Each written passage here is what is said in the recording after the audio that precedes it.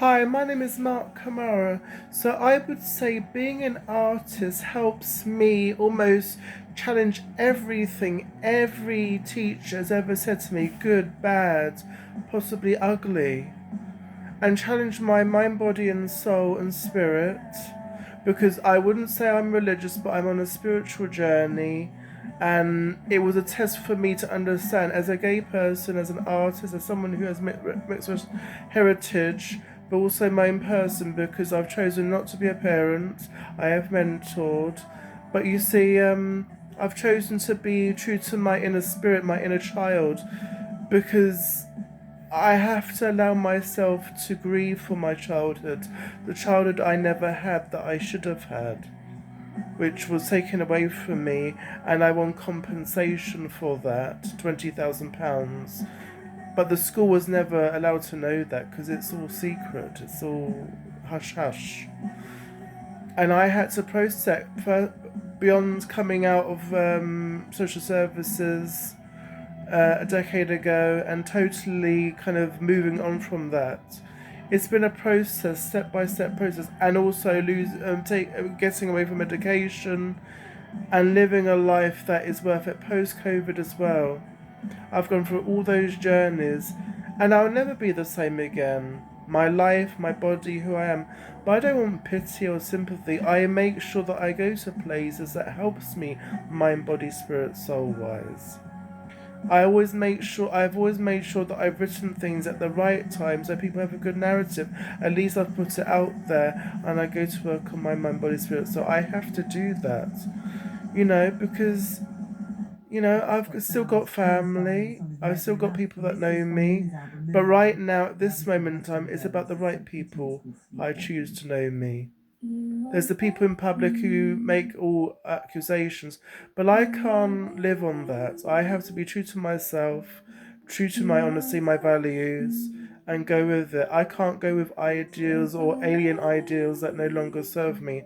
I absolutely have to do everything I can in my life to do what I have to do. Sometimes I might forget things or it doesn't come out the way it should come out, and there's little time to correct that. And I have to make sure that all my walks helps me to get to that.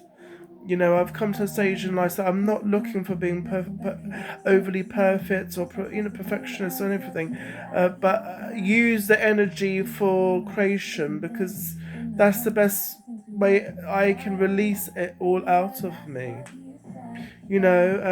Especially those who are doing it independently. Yes, there might be people who may think I need an outreach or social lesson, but they can't be around forever.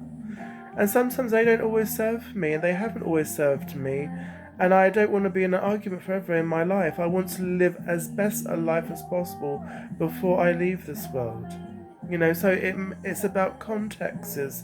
It's my birthday tomorrow, so I want to celebrate that and thank the people that have been on that journey.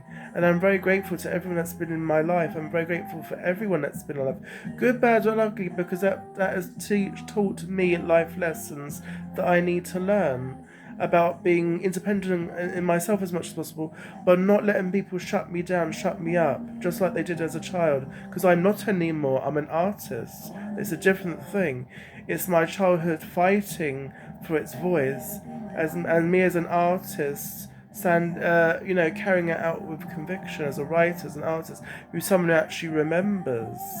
Because I do remember the 90s. I do remember people, but there are some people I've chosen to forgive but move on. I may not I've forgotten their behaviour, but I've actually moved on from them because there's no point. There's no point. When I won £20,000, it changes your life. It changes your existence. But I didn't want to keep that 20,000 because I didn't want to hold on to baggage. That money for me was baggage, and I didn't want to be associated with it. Lucky, I've won other money since then, post COVID or during around it. So for me, I've had to move on, and theatre and writing things that has helped me detach and move on step by step through the decades. And also moving on to different YouTube companies that has also catered an identity, and performing at the Queen's Jubilee, that was a big boost. But again, from coming out from that, I have to be a bit more self sufficient and do different local things to keep my voice going. This is Mark Kamara.